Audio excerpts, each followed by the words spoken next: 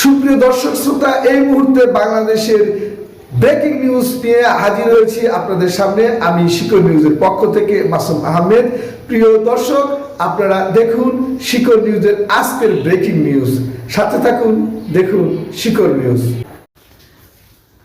আওয়ামী লীগ ছাড়া নির্বাচন অগ্রহণযোগ্য হবে না বলেছেন সুশাসনের জন্য নাগরিক অর্থাৎ সুজনের সম্পাদক ডক্টর বদিউল আলম মজুমদার। তিনি বলেছেন, শেখ হাসিনার পর আওয়ামী লীগের অনেকে পালিয়ে গেছেন, এখন নেতৃত্ব দেওয়ার মতো কাউকে খুঁজে পাওয়া যাচ্ছে না। আওয়ামী লীগ ছাড়া জাতীয় নির্বাচন হলে তা অগ্রহণযোগ্য হবে না। শনিবার ডিবেট ফর ডেমোক্রেসি আয়োজিত গণতন্ত্র সুরক্ষার রাষ্ট্র মেরামত এবং জাতীয় নির্বাচন শীর্ষক ছায়া সংসদ অনুষ্ঠানে এসব কথা বলেন বদিউল আলম। তিনি বলেন, আমি ডামি একতরফা ও মধ্যরাতে নির্বাচন করে আওয়ামী লীগ নির্বাচন ব্যবস্থাকে ধ্বংস করে গেছে। বদিউল আলম আরও বলেন, বর্তমান সরকার তত্ত্বাবধায়ক সরকার ডক্টর ইউনূসের অন্তর্বর্তী সরকারকে 19 থেকে 16 বছরের জঞ্জাল দূর করতে ব্যাগ পেতে হচ্ছে। তারপরও জাতীয় নির্বাচন বিলম্বিত হলে অন্তর্বর্তী সরকারের প্রতি জনগণের আস্থা কমতে পারে।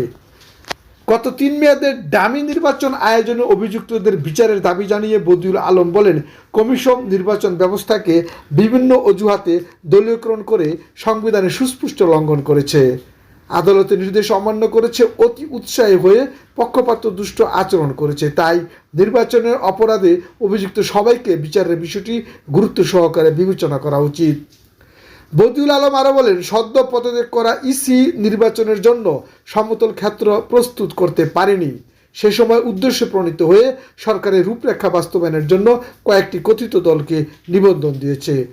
সভাপতির বক্তব্যে ডিবেট ফর ডেমোক্রেসির চেয়ারম্যান হাসান আহমেদ চৌধুরী কিরণ বলেন, এদেশের মানুষ ভুলে যায়নি কিভাবে দিনের ভোট রাতে হয়েছিল।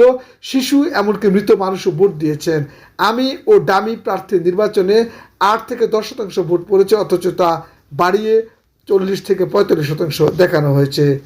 শিকড় নিউজ ডেস্ক, ঢাকা।